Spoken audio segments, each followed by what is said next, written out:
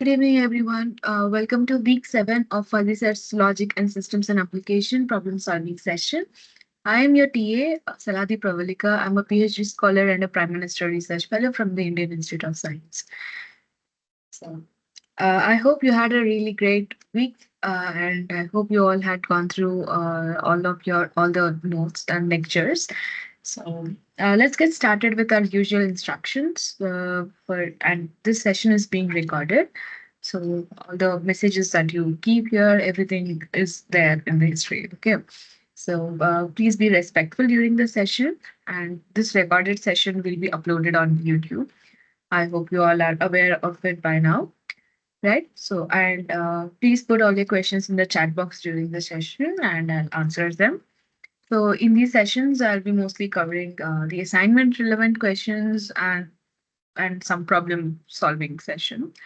So and wherever necessary, I'll also help with MATLAB and coding. And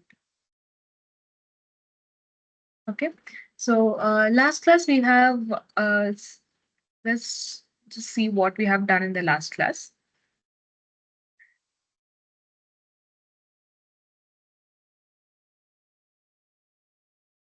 Oh, we did a lot in the last class. Great.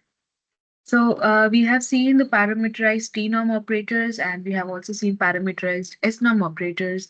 And after that, we have also seen fuzzy relation, where we have dealt Cartesian products between two fuzzy sets, A and B, right? So we represent the relation between A and B as R, and R is equal to A cross B, where the cross represents the Cartesian product, right? I hope you all remember that, because today we'll be taking things from there. So as the Cartesian product is here, so first what we do is we take the pairs, we take all the pairs, all the possible pairs between two fuzzy sets A and B, like x1, y1, x2, y1, x1, y2. X2, Y2, and all of that. So, like that, we make the pairs and then we look at the membership functions and then we take the minimum of those, right? So that is a quick recap of the Cartesian product, and we'll be doing something relevant to that today as well, right? So the R here is the relation between. So today we'll be looking at projection of fuzzy sets and other things. Okay, so for projection, before we get deep into projection, we'll see what relation is. So a relation is denoted by R, and it is a Cartesian product between two fuzzy sets A cross B. And this R is a multidimensional fuzzy set, right? And this is not an X, this is a cross from here. Okay. So R is equal to A cross B. There are two types of projections. So when we have a relation between A and B, we get, let us say, a curve. Okay. And then you are, let us say this is towards A, this is towards B. And if you're projecting the relation onto A, then you will get it here. If you're projecting the relation onto B, then you'll get it over here. Okay, we'll see some examples. I have added some good images later, so we'll see all of that. Okay, so we have two types of projections: projections of R on A and projection of R on B, and that is denoted by RA, and projection of R on B is denoted by R subscript B. And the membership values for both of them respectively are new RAX and new RBX. Okay, so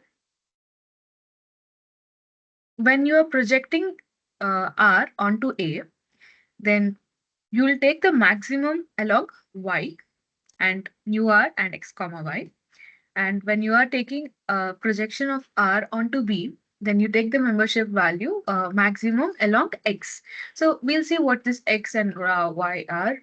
So I hope you all remember the relation matrix that we have done in the last to last class, right? Where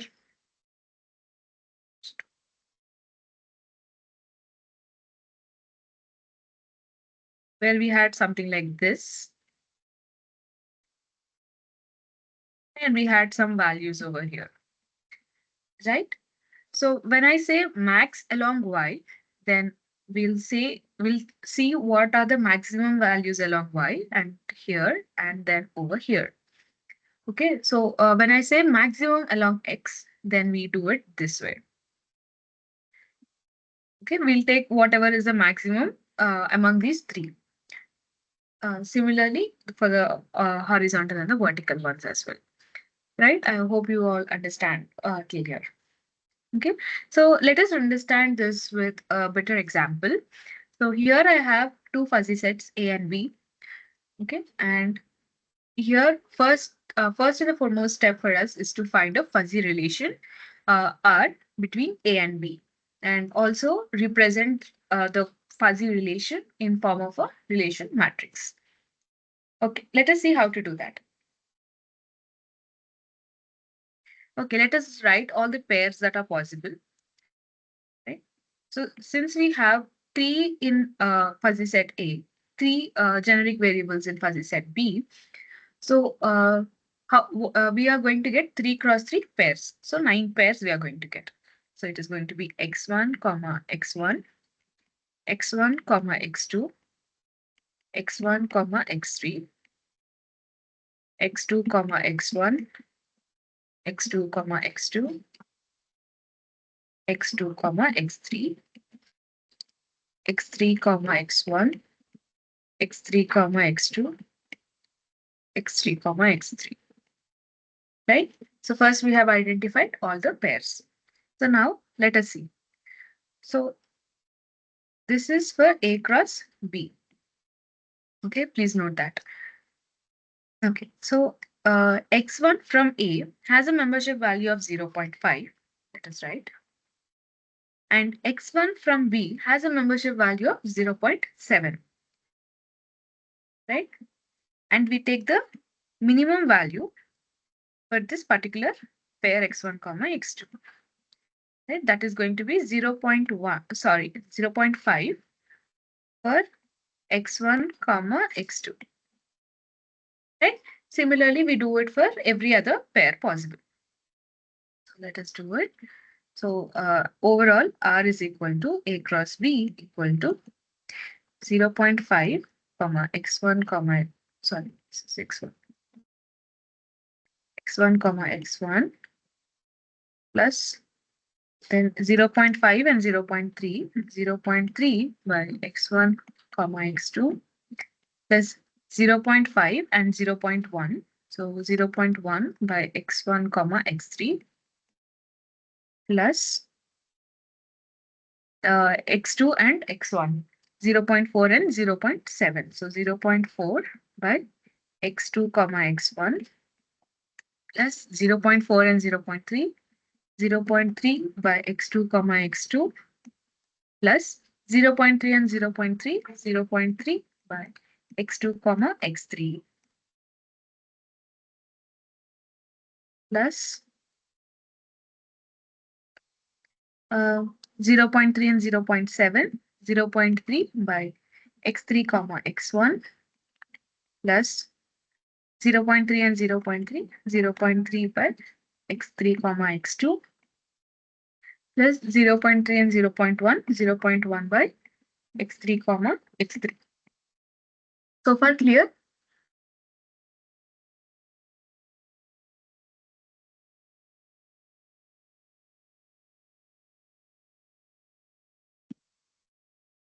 Okay. So just for our understanding, let us change this B part to Y1, Y2, and Y3 so that we'll understand how we are doing and what we are doing. Okay. So let me just change some values over here.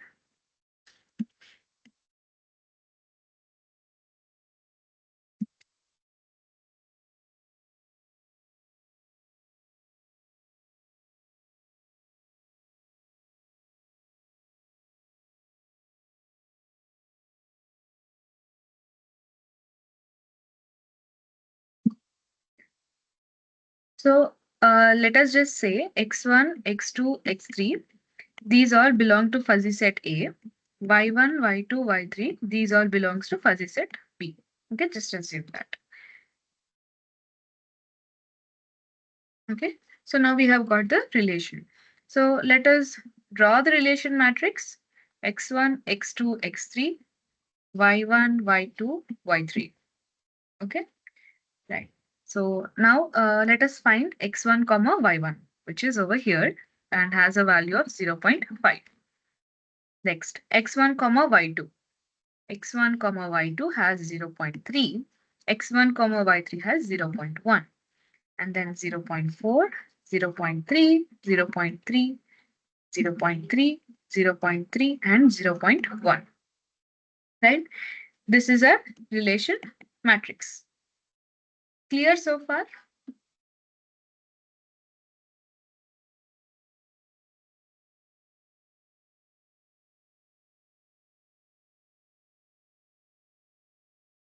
Okay.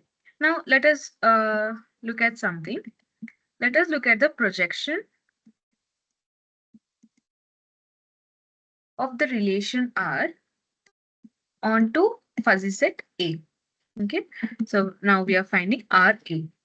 So in RA, what do is you take the maximum along X values, right?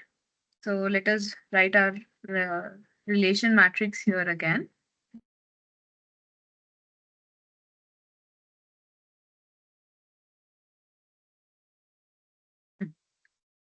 Now what you have to do is change the color.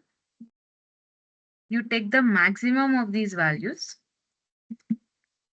then maximum of these values, then maximum of these values, right? So what do you get? 0.5, 0.3, 0.1. The maximum value is 0.5. 0.4, 0.3, 0.3. The maximum value is 0.4. 0.3, 0.3, 0.1. The max is 0.3. So these are all the X values. Okay. So now RA is going, this is RA. RA is going to be 0.5 for X1. Membership value is 0.4 for X2. And membership value is 0.3 for X3. Right? Clear so far?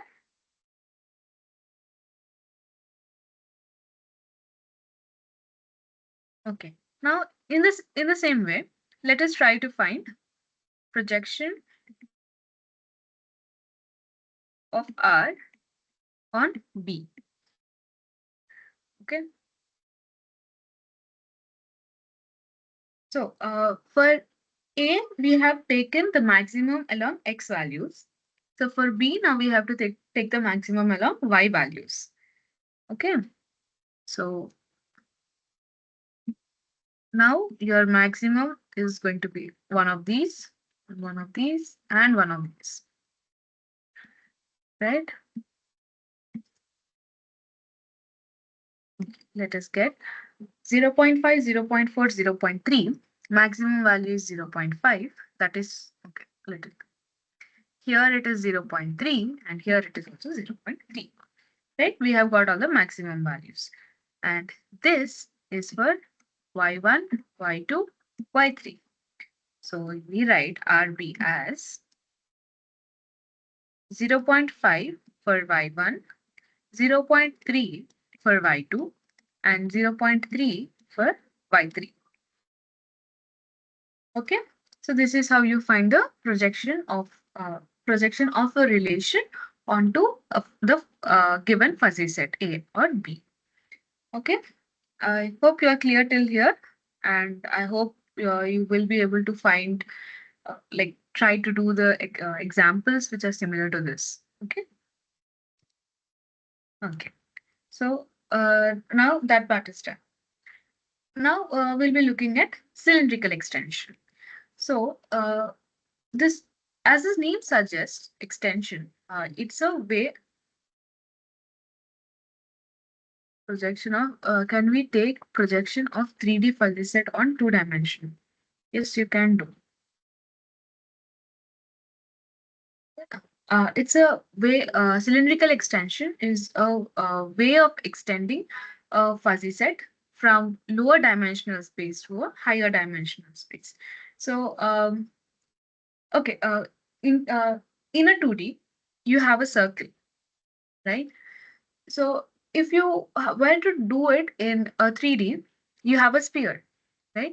So, but if you were to show the sphere in 2D, then you will only look at like a circle, right? And vice versa. So, cylindrical extension is a way where you take a fuzzy set which has a lower dimensional, such as a 2D, and then you convert it into a higher dimension, that is maybe a 3D. Okay. So, this extending part, we are looking at a cylindrical extension of a 1D fuzzy set. Okay. So from a 1D, we'll change it to a 2D or more than that, a higher dimensional space. Okay. And these are the representations. For representing all of this, you need a base set, a fuzzy set A, and X is going to is the universe of disclose for the base set A, and Y is the universe of disclose for the extended fuzzy set that you're going to get using the cylindrical extension. Okay, here. So in a 2D, you have a circle, right? And when you look at it in a 3D space, then you get it like a cylinder. Then similarly, when you take a square and if you look at it in 3D, you will look at it like a cube, right? So from one order, you are changing it to from one dimension, you're changing it to another dimension. The shape also changes. Not the shape, sorry, the structure. Okay. So this cylindrical expansion is denoted by C of R, okay, where we have X, Y, Z, and nu C of R is going to be the membership value for all X, Y, Z that belongs to the universe of disclose X, Y, and Z. Sorry, the relation between among X, Y, and Z. Okay. So here the Z is going to be the third universe of disclose. We already have X and Y, right? Now Z is going to be a third universe of disclose. This is, for example, here you have this all the color lines here, this whole thing, all this color, this whole thing is A cross B, A Cartesian product B, right? Now, if you were to project this onto A, then you will get it over here. It's going to be only on one single plane. And if you were to project A Cartesian product B onto B, it is again going to be on one single plane. Okay. So now here the dimensionality is reducing.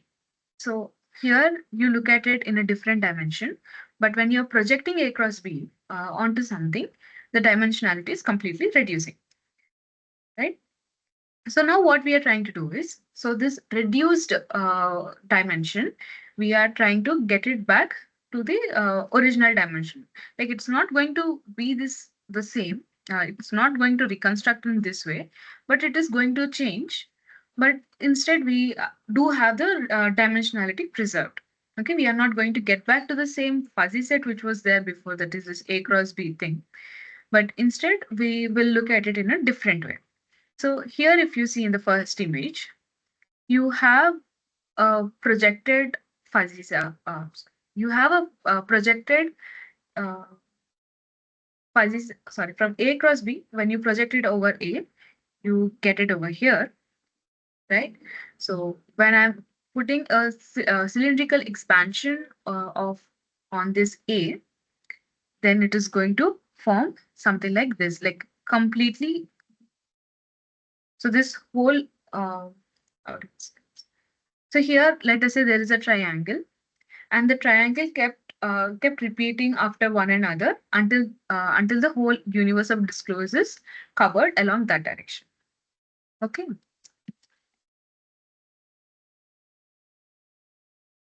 Okay. So basically, this is what we are doing. We are changing the dimensions from one side, one type to the next higher dimension. Okay. So let us look at some examples. Okay. Can you guys find RA and RB for me?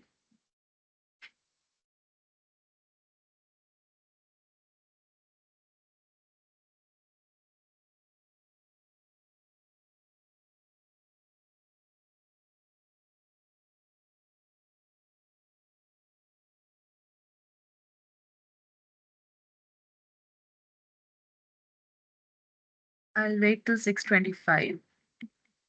Find RA and RB and just tell me.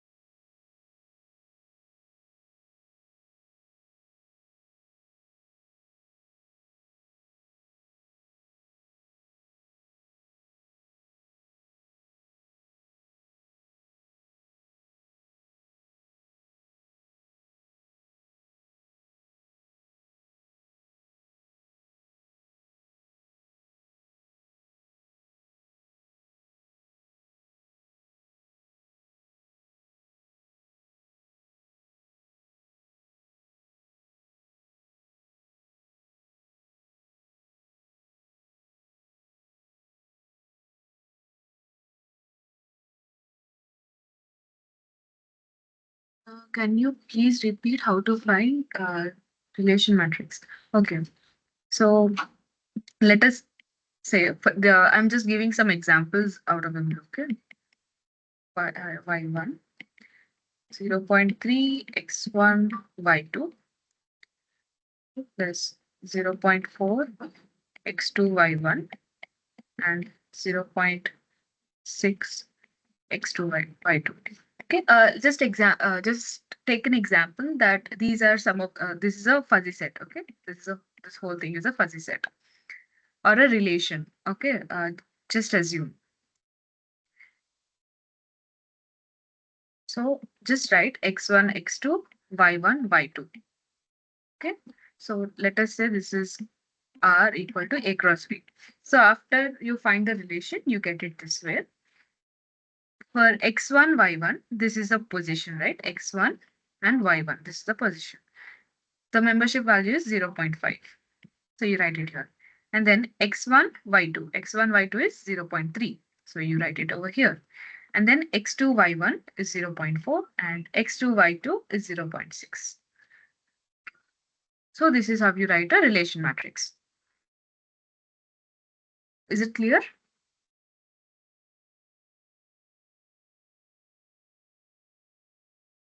Okay. The time is also 6:25. So I got no answer. So I'll proceed. Um, okay. So now we have A and B. So let us first find the Cartesian product. Let us first find the pairs. Okay, all the pairs that are possible, right? So we have x1, x1. Just change this to y1, y2, y3, so that we don't confuse. Okay. x1, y1, x1, y2, x1, y3, x2, y1, x2, y2, x3, y3. Sorry, x2, y, and then x3, y1, x3, y2, x3, y3. Right? Now we had three generic variables in fuzzy set A. We had three generic variables in fuzzy set B. So 3 cross 3, 9 pairs. So now we have all the pairs with us. Okay. Now let us see x1, y1. So x1 is 0.5, y1 is 0.7, and now we have to take the minimum value of this. So minimum of 0.5 and 0.7 is 0.5. Right? So let us write 0.5 for x1, y1 plus x1 and y2. Minimum is 0.3. So 0.3 for x1, y2. And then we have 0.5 and 0.1. So it's 0.1 for x1, y3. Then 0.4, 0.4 and 0.7 for x2, y1. So the minimum is 0.4. So 0.4 for x2, y1, and 0.4 and 0.3, 0.3 for x2, y2, plus 0.4 and 0.1 for x2, y3. So it is 0.1 for x2, y3, plus 0.3 and 0.7. So 0.3 for x3, comma y1, plus 0.3 and 0.3, 0.3 for x3, y2, plus 0.3 and 0.1. So 0.1 is the minimum for x3, y3. Right? Now we have the relation uh, set. Now let us write this relation set into a relation matrix. Okay. So we have 3 cross 3, x1, x2, x3, y1, y2, y3. Right? For x1, y1, it is 0.5. x1, y2, 0.3. Sorry, x1, y3, 0.1, 0.4, 0.3, 0.1, 0.3, 0.3, and 0.1. Right? Now we have the relation matrix. Is it clear so far?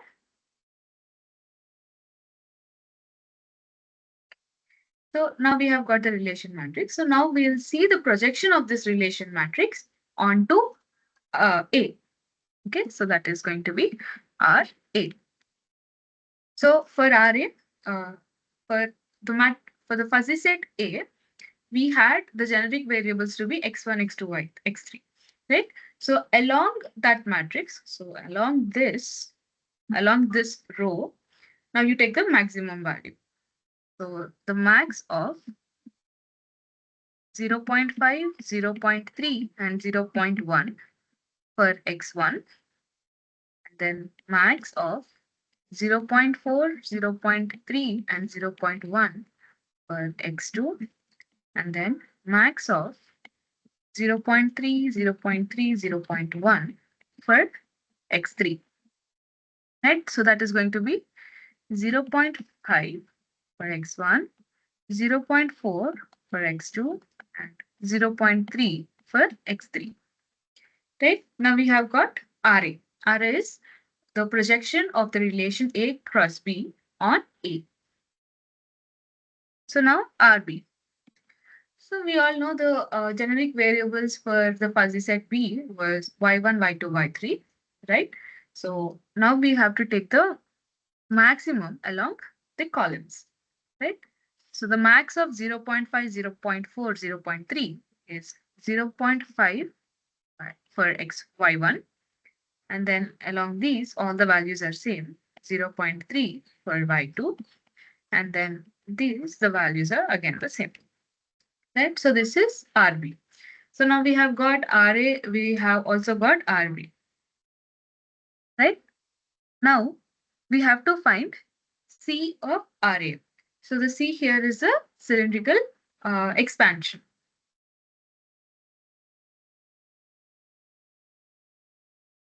C of RA. Again, so here if you see, at the relation matrix, for the relation matrix, we had two variables together, right?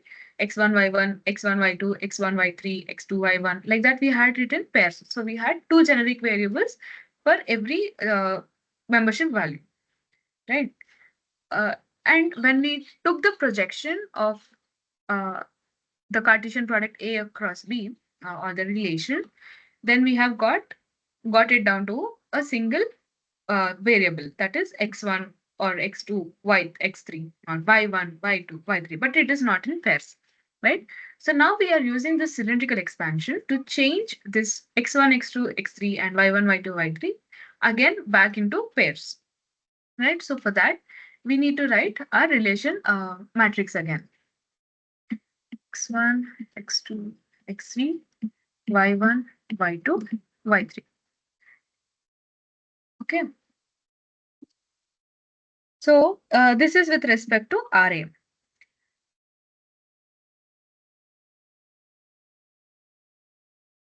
Okay. Mm, just give me 1 second.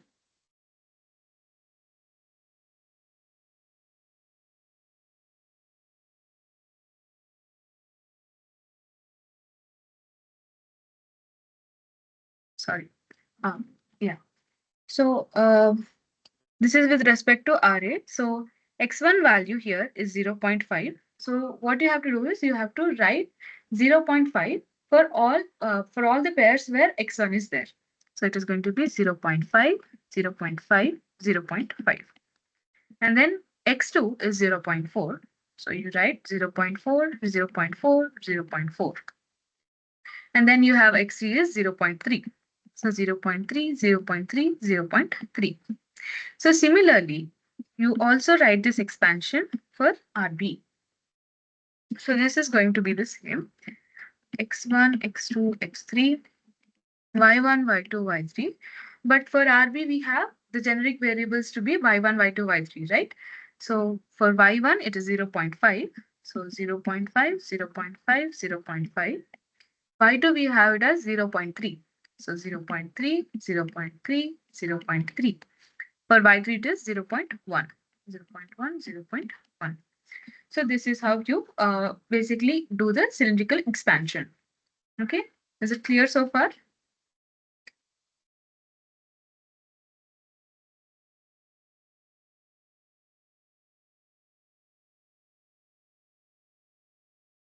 So now let us look at properties. So these properties are something that we have always uh, done.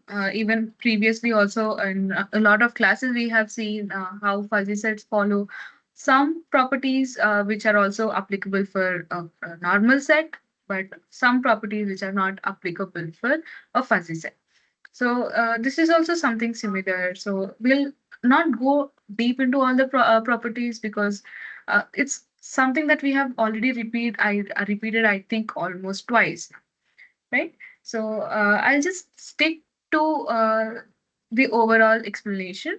Okay, I'll give it on a like high level explanation rather than like deeper explanations for everything. Okay.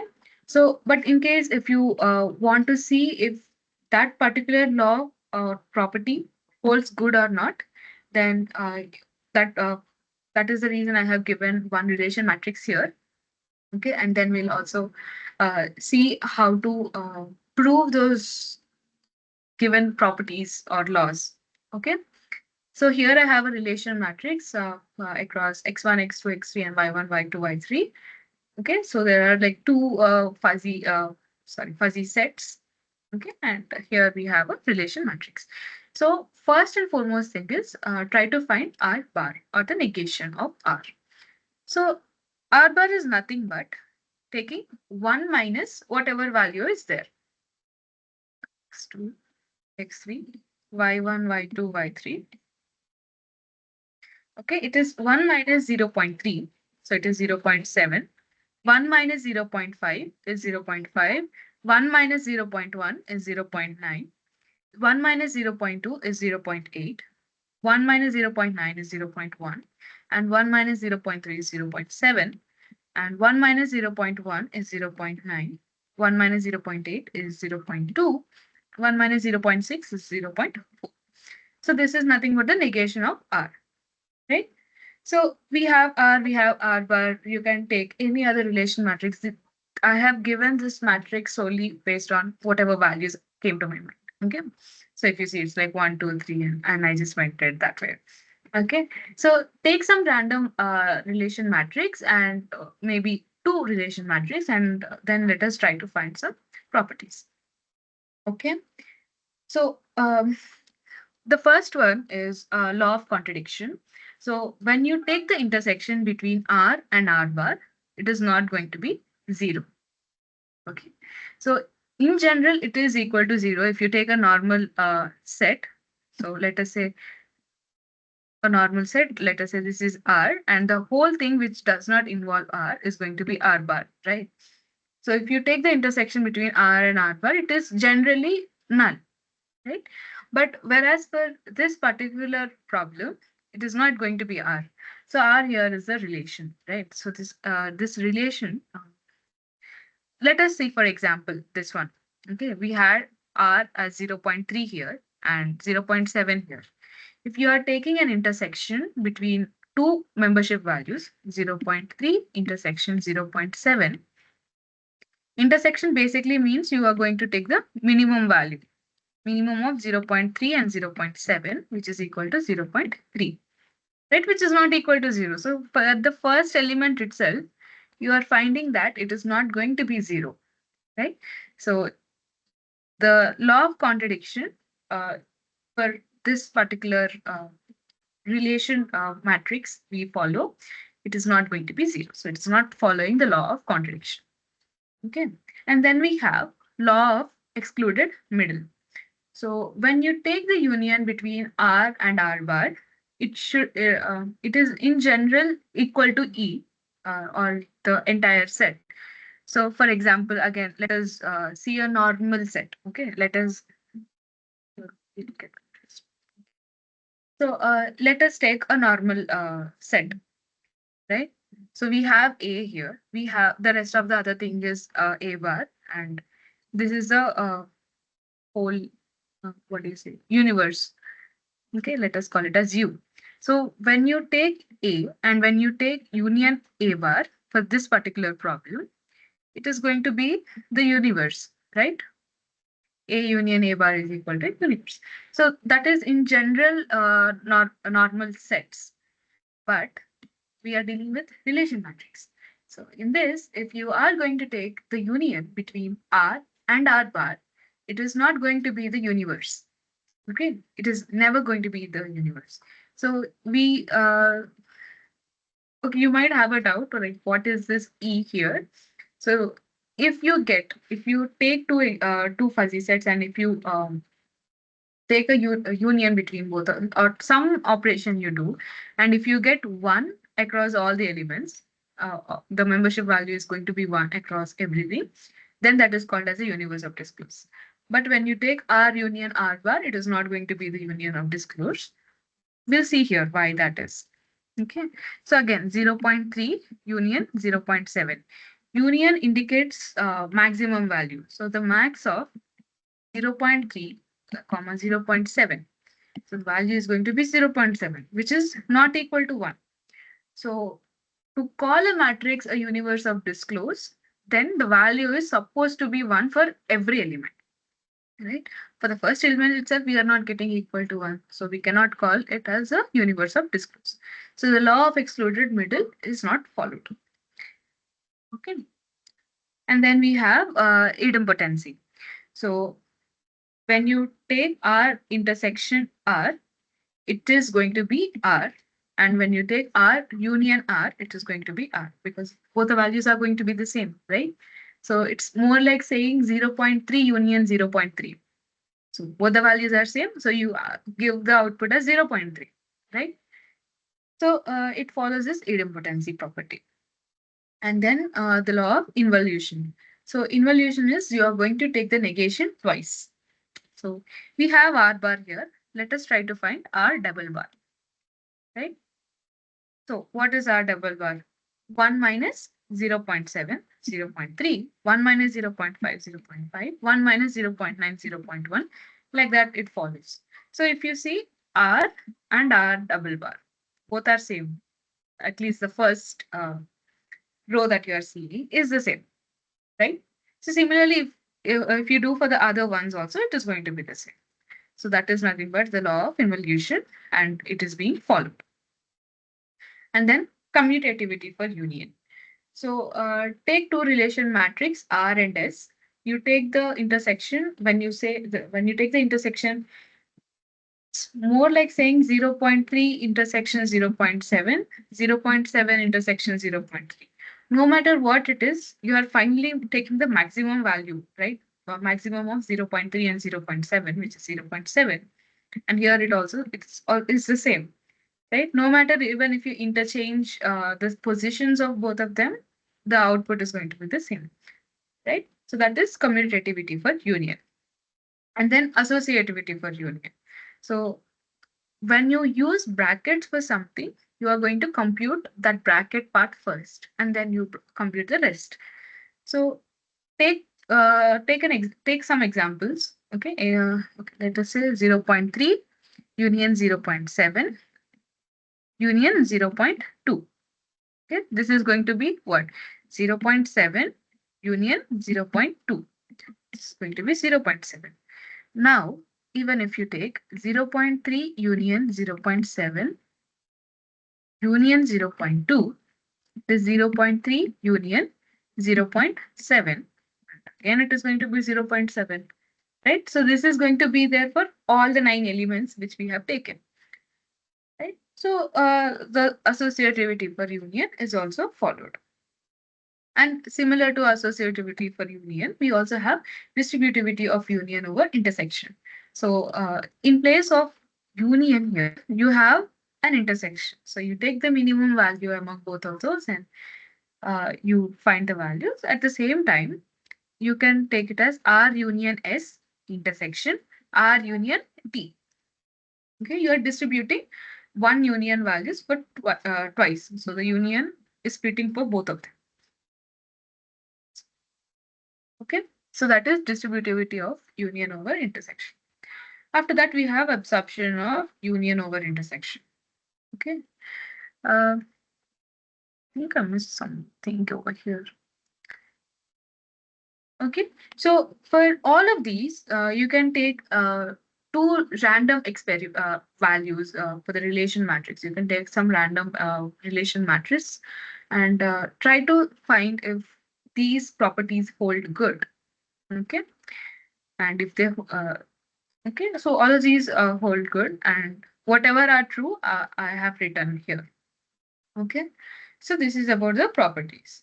So now we are going to come to the last part of the lecture, that is the extension principle. So whenever we take fuzzy set, it is going to be in some universe of disclose, let us call X. Now, if I want to shift my fuzzy set from the universe of disclose X to a universe of disclosed Y. How do I do that? Okay. So we follow something called as an extension principle, which was introduced in the very first class. Okay, where some the just the extension principle was mentioned, but nothing was discussed explicitly. Okay, so how do we find it? We find so it's same like the mapping functions that you all have learned as kids or during your plus 1 or plus 2, sometimes 8, 9 if you are in ICSE, right? So you have y is equal to fx, y is equal to fx, and if I want to find x, what I'll do, I'll take the inverse function over y, right? So similarly, this also will be done. So in order to convert a fuzzy set from one universe of disclosed to another universe of disclosed, you should know the function f. Okay, so this function f is a must, and uh, it is going to be a many to one mapping, and we'll see what how that happens. Okay, so let us say there is a fuzzy set A, new A of xi by xi. So when I want to convert it to a different universe of disclose, let us say it is y. So then I'll write it as vy. The membership value does not change. The x, this one should change. Okay. Then the y values changes. Okay. So this y might be something like x squared plus 2x plus 3. Some function. Okay. This is f of x. Okay. F of x equal to y equal to x squared plus 2x plus 3. It's like some random function. It will be there. And then you are going to put the x values here, and then you get some y value, and then you bring the y value back. Okay. Okay. Now, as I said, f is going to be a many to one function mapping. So when you have multiple membership functions, what you do is you take the union, that is the maximum value. Whichever is the maximum membership value you find, that is going to be the final membership function. Okay. To make it like much easier and for us to understand better, let us do an example. Okay, here I have a membership, sorry, a fuzzy set a of x. Okay, and I have the generic variable values to be -2, -1, 0, 1, and 2. Okay, so now let us find y. So f of -2 is equal to -2 square plus 2 minus 3, that is equal to 4 plus 2 minus 3, that is equal to 3, right? And then -1 square plus 2 minus 3, that is equal to, this is 1, this is -1, so it is equal to 0. Then f of 0, it is going to be 0 plus 0 minus 3, so value is -3. F of 1, sorry, 1 square plus 2 minus 3, so it is equal to 0. F of 2 is equal to 2 square plus 2 minus 3. 4 minus 1 equal to 3. So now we have got what? 2 2 times we got 3, 2 times we got 0, and 1 time we got -3. Okay. So let us write it. V of y is equal to 0.1 by, for x equal to -2, we got the y value to be 3. So let us write 3, right? Plus, and for x equal to -1, the membership value was 0.4. Then we got the y value to be 0. 0 plus, then we got 0.8. For x equal to 0, the y value was -3. -3 plus 0.9 for 1, that is 0. So it's 0 plus 0.3 for x equal to 2, the y value is 0.3. Okay, so till here we got it. Now we have to take the maximum. So max of these two and max of these two. Right? Just let us just write the -3 one part here first. Yep. plus. So for y equal to 0, the maximum, what is the maximum value? 0.4 or 0.9? It is, please check the equation once. Sorry.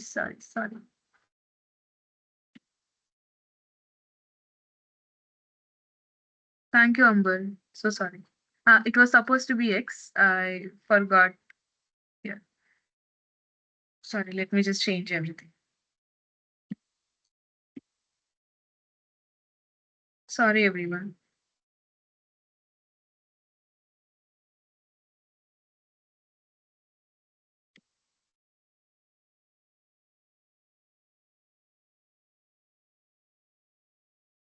F of minus 2 equals to minus 2 square plus minus 2 minus 3. That is equal to 4 minus 2 minus 3. That is 4 minus 5. That is equal to minus 1. Okay.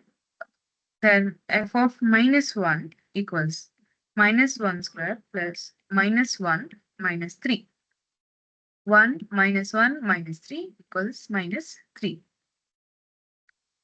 F of 0 equals 0 square plus 0 minus 3, that is equal to minus 3. F of 1 equals 1 square plus 1 minus 3, that is 2 minus 3 is minus 1. F of 2 equals 2 square plus 2 minus 3, 4 minus 1 equal to 3. So now we have got 2 minus 3's, 2 minus 1's and 1 3, right? Okay. Now let us write the equation.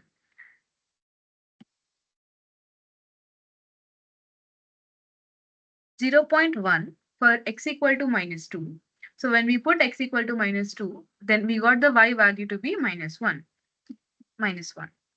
Plus, then when we had x equal to minus 1, we got y value to be minus 3. Right? And then for x equal to 0, it was 0.8. And I put x equal to 0, I got the y value to be minus 3. Plus 0.9. For x equal to 1, I got the y value to be minus 1. And 0.3 for y equal to 3. Right? So now we have to take the max of this, then the max of this. So the maximum in between 0.4 and 0.8 is 0.8 for minus 3 plus in between 0.1 and 0.9 to 0.9 for minus 1 plus 0.3 for 3. Okay, clear so far? Yeah. So once you get the y values, so before you proceed into the equation, you should also check what the universe of disclose. If it is mentioned in the question, always do check. So for example, let us say if I get y equal to maybe 15 and y was only supposed to be in between minus 5 to 5, then this doesn't make sense, right? You don't have to do this at all.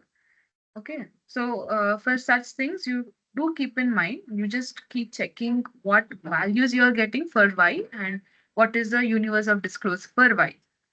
And then you proceed with the equations.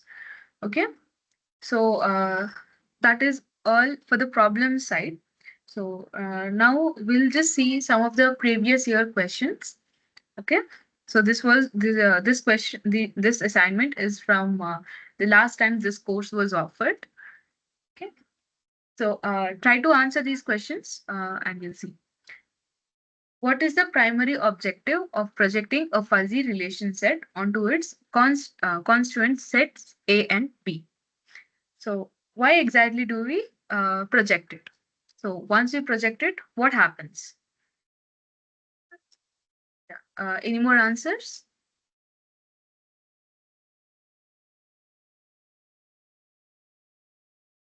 Amber, you're right.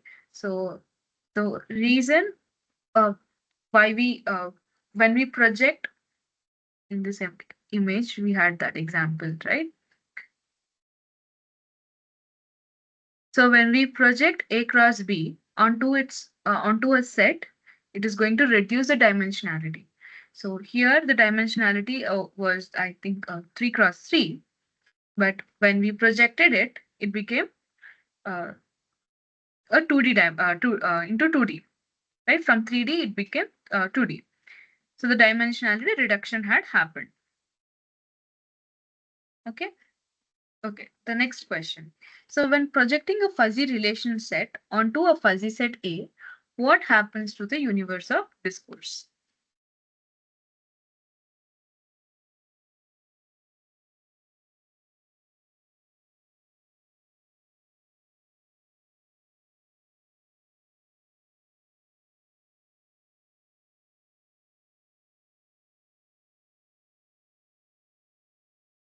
Okay, I'll answer this one.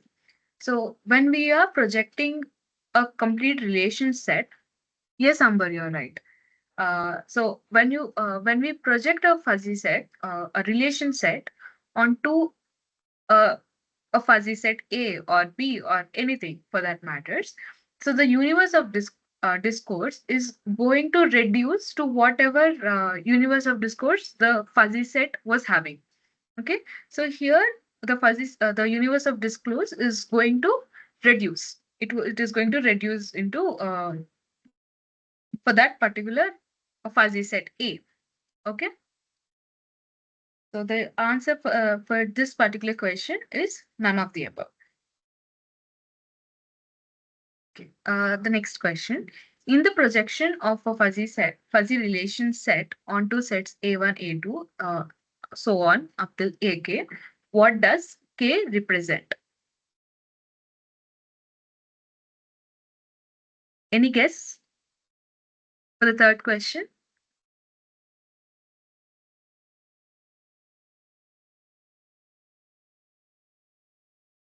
Yes, Amber, you're right. So the answer is the number of dimensions which are retained in the projection. Okay. Next question. What is the purpose of the cylindrical extension of a fuzzy set? So we have been doing this till now. So anyone likes to take a, a guess?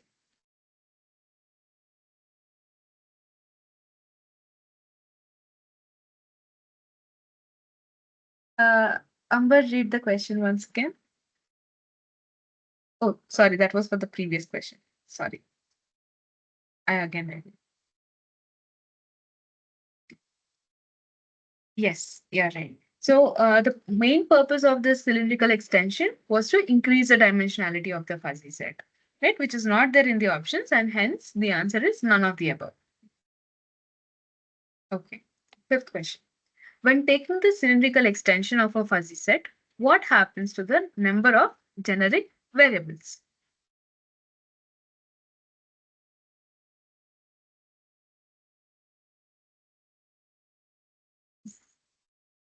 So it is actually going to remain the same, right? We are going to have x1, x2, x3, y1, y2, y3, and it is going to be the same,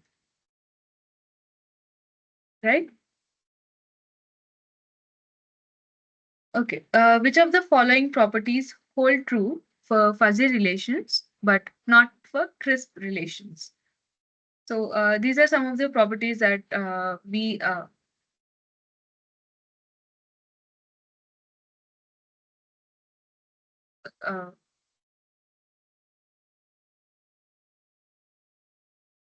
okay, let's just finish this question. Which of the following properties hold true for fuzzy relations, but not for crisp relations? So, okay, there are a total of three properties that do not hold true for fuzzy relations. Oh, sorry. Only one that holds true for fuzzy relations, but not for crisp relations, and that is absorption of complement for intersection. Okay. Which property holds good for both crisp relations and fuzzy set relations R and S? So these all properties you will kind of understand once you like try them out yourself. Okay. So just to give you a note that this one does not hold good for crisp relations, whereas these two does not hold good for a fuzzy relation, right? So when these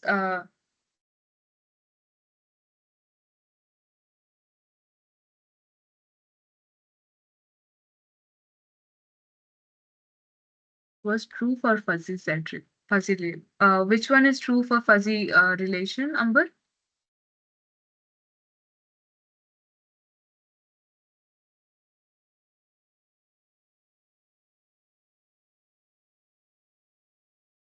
Question 6. Let me just go to the notes once.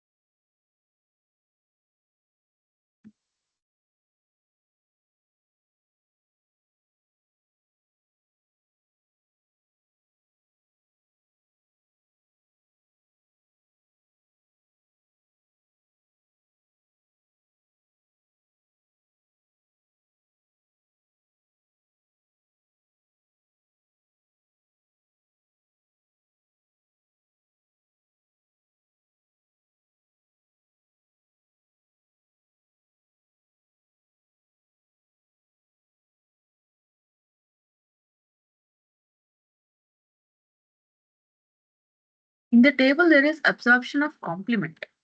Okay, sorry. Yeah, absorption of complement. Um,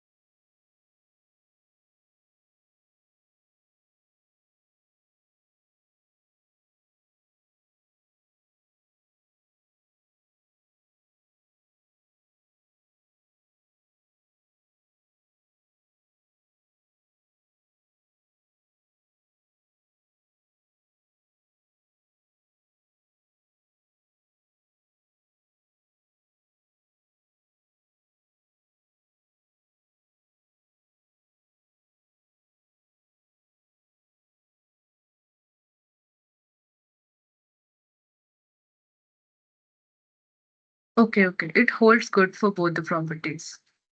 So yeah.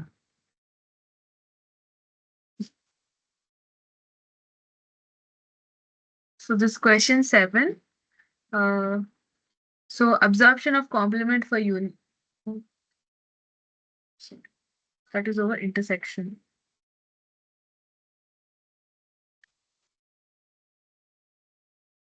Absorption of union over intersection holds good for both crisp relations and fuzzy relations. Okay.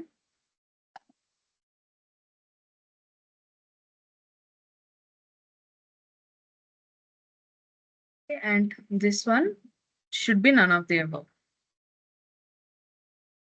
Uh, Amber, is it fine?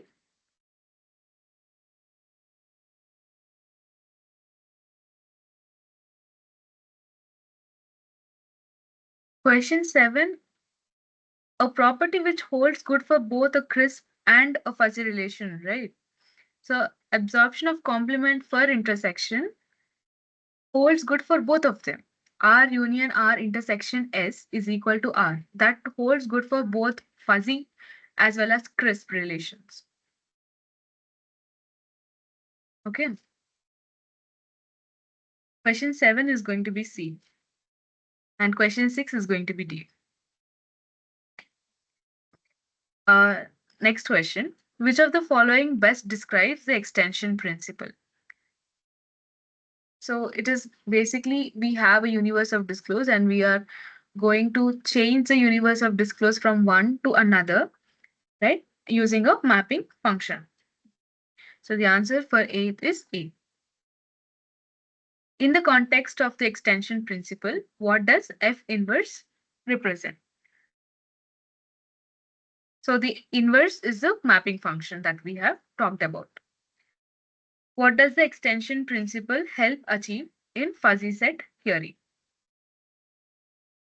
So why exactly do we use this fuzzy extension principle?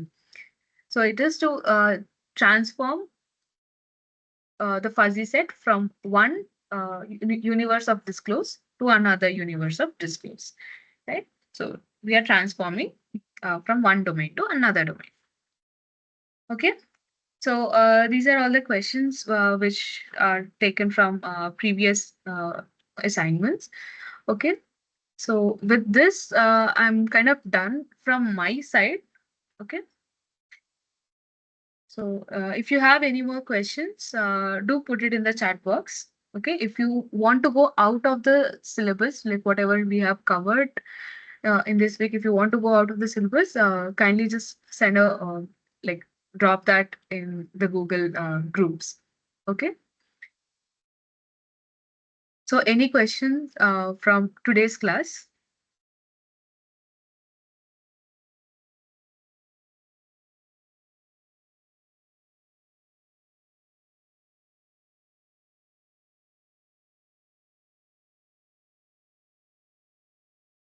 Amber, I'll just deal with you later. Just give me some time. Okay. Let us see if anyone else has any questions. We'll just talk about the properties again. Okay. Any more questions from anyone else?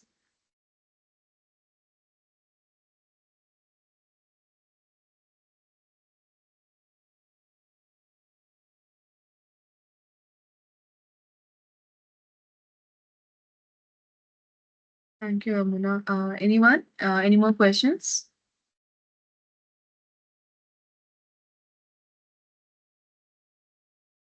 Okay. Thank you, Manas.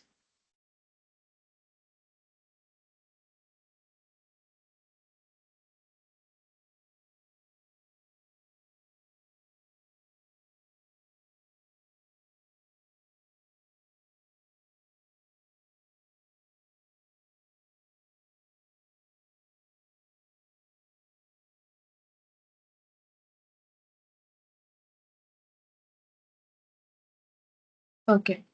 So with this, I'm done. But in case if you have any more questions, you are free to ask. Okay. I'll stay here till 8 p.m. Okay. Okay. Uh, okay. Amber, let's get back to your questions. Among the following properties, which property is not exclusive to fuzzy relations? Okay. Law of contradiction. Okay. Idempotency of intersection. Okay. So, okay, let's go one by one.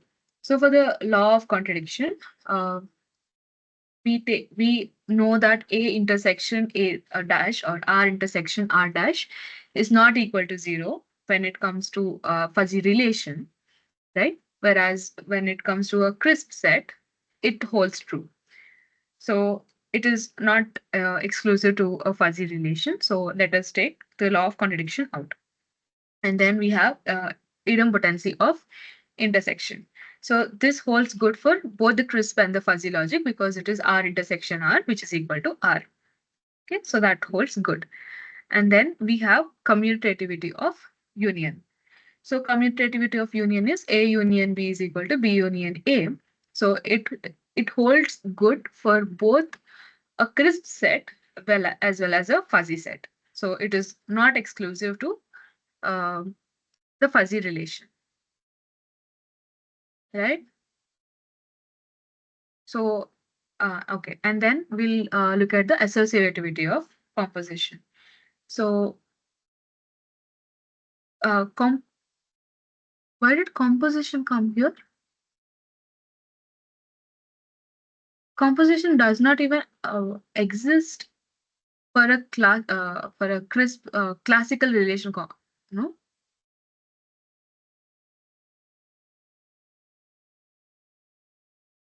So uh, to give you the answer, idempotency of intersection as well as this commutativity of union, both are not exclusive to a fuzzy relation. It also holds good for a crisp or a classical set.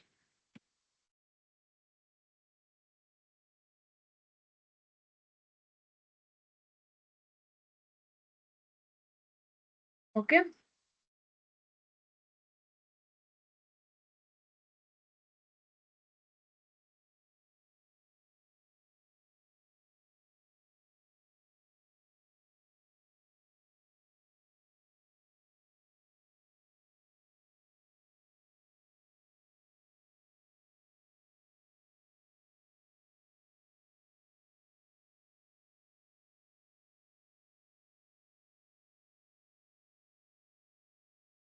Oh, sorry, I muted by mistake. So I again I'll start it over. So basically, when you say you want a composition, it is used to combine two sets or two fuzzy relations that we have here.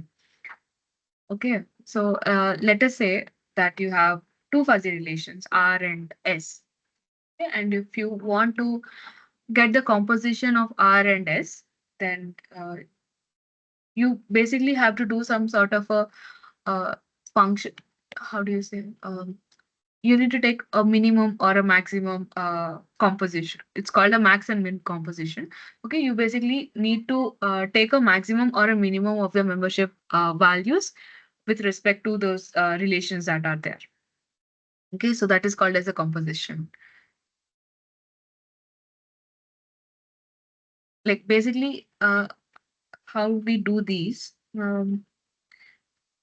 So, for example, here we had like three values 0.5, 0.4, 0.3, and we are taking the maximum value, right?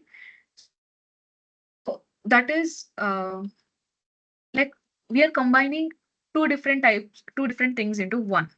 Okay, here I'm just saying this as an example. Okay, so when you're having two fuzzy relations, and if you want to like combine them into one new relation, that is called as a composition. Okay, Amber? Or do you want some example or something?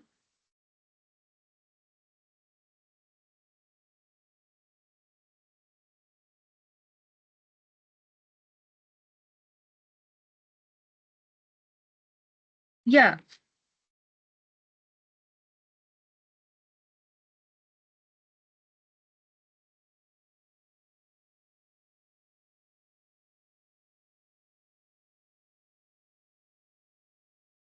We go to the properties. Okay, we'll just see. See, we have idempotency. So R intersection R, if we are taking the same relation over and over again, we are going to get the same values out, right? So even if you take a crisp set, let us call this as A, okay, and then you take another A over it, and if you take the intersection or a union between it, it is still going to be the same, even for a crisp set, right?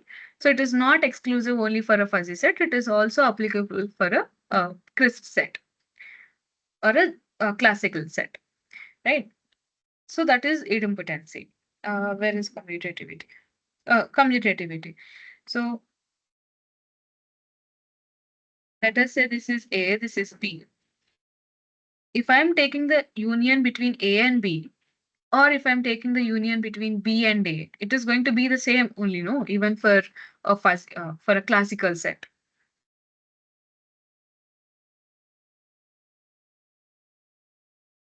Oh wait, I think it's a different one, no? Different commutativity which you asked. Is it not going up? Commutativity of union. This one only. So it is applicable also to a classical set, right? So it is not exclusive only to a fuzzy set. So these two, so that's the reason I have said it does not fall for these. Okay.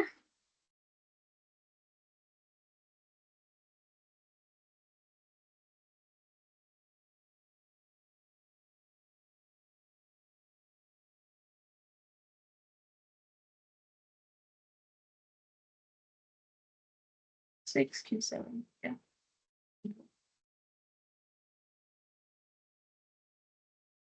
Okay. Absorption of complement for intersection. Okay.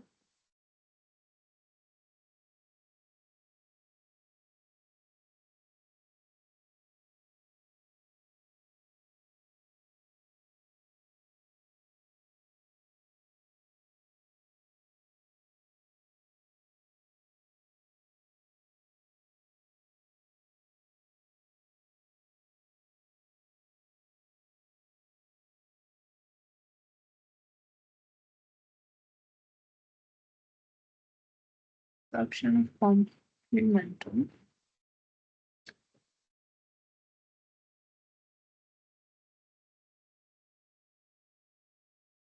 We have a okay union. We have.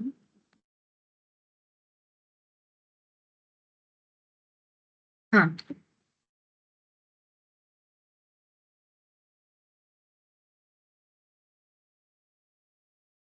Okay. So absorption of complement for intersection. Uh, I'm just quoting whatever is there in the textbook right now. Okay. So we had R intersection R bar union S should be equal to R intersection S. Okay. It is given that this is true for a crisp set, whereas for a fuzzy set, this does not hold good.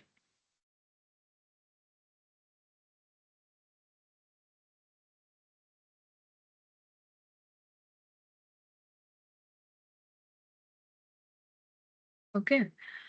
Q should not be the right answer because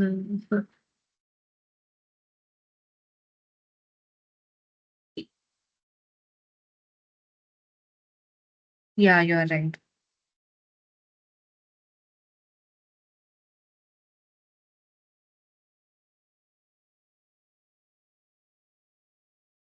Yes, you are right.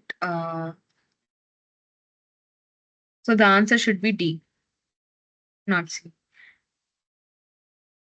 Thanks for pointing that out, Amber.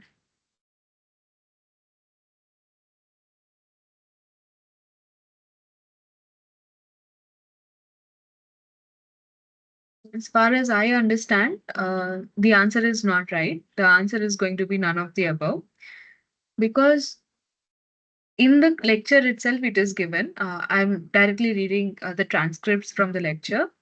Okay. So the absorption of complement for intersection means when we take the R union bracket open, R bar intersection S is equal to R intersection S. And if we take the fuzzy relation R and S, this relation does not hold good. Means this property does not hold good when we take fuzzy relation sets R and S. Okay. So that means if we have fuzzy relation sets R and S, and if we take the R union R bar intersection S is not equal to R intersection S. Okay. This is a transcript directly from the lecture.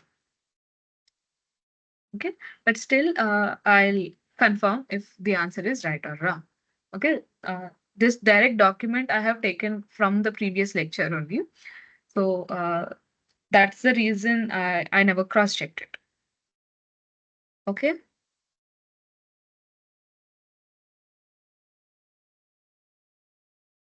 Yeah. Thanks for pointing that out, Amber.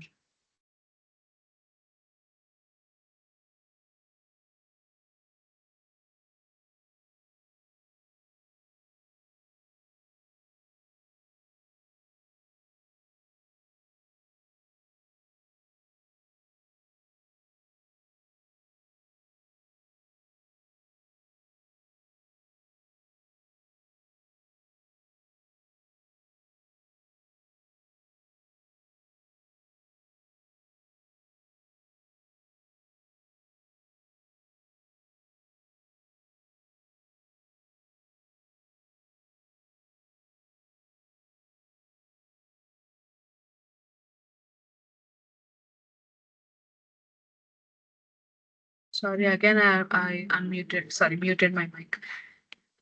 It just keeps happening. Okay, we'll see. Law of excluded middle. So, law of excluded middle is A intersection A bar or R intersection R bar is equal to E, that which is X, right? So, this does not hold good for a fuzzy relation, but it holds good for a crisp relation, right? So, that is not going to be the answer for us. Okay. Uh, what is the second one? The second one is in involution. Involution means A bar bar equal to 8, right? So this holds good for both R and S. Okay, according to your question, involution. And according to your question, distributivity of union over intersection. Uh, okay, so union over intersection is A union B intersection C is equal to A union B intersection, sorry, A union C, right? So this holds good for both a crisp set as well as a fuzzy set. Okay, so it holds good for both of them. And option D is none of the above. Okay, I'm reading out from your questions only. So which property does not hold for both of them is law of excluded middle, right?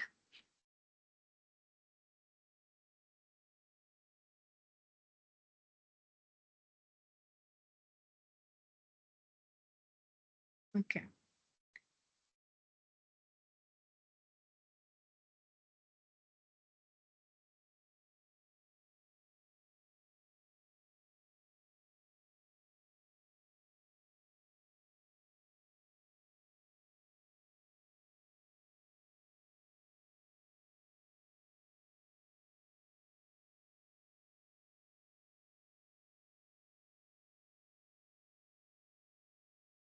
Does it mean that it includes fuzzy?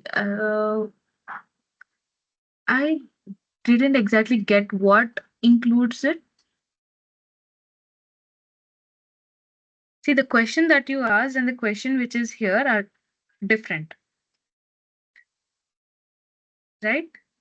So, which property does not hold for both fuzzy and crisp relation is your question. Okay.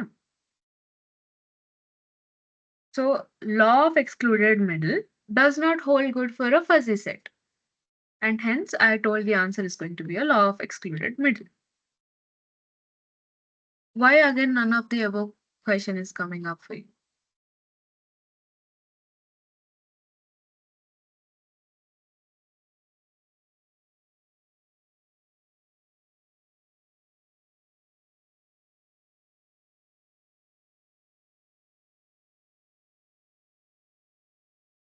In your question itself, it's given no, which does not hold for both fuzzy as well as crisp. It should be true for both fuzzy and crisp. Only then you can say that the property holds good for both. Law of excluded middle does not hold good for fuzzy set, right?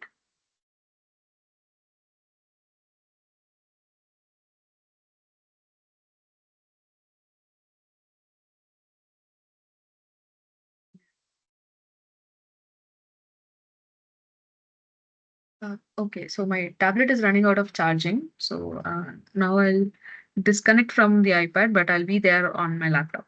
Okay.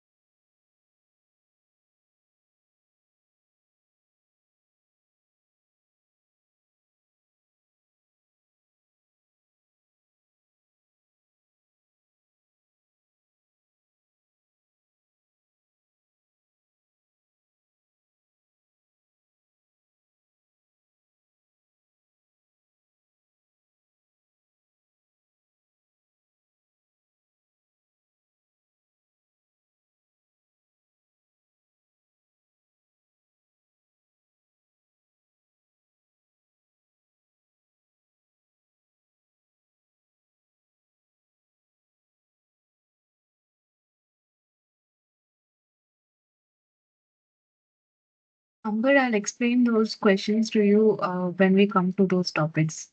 Okay.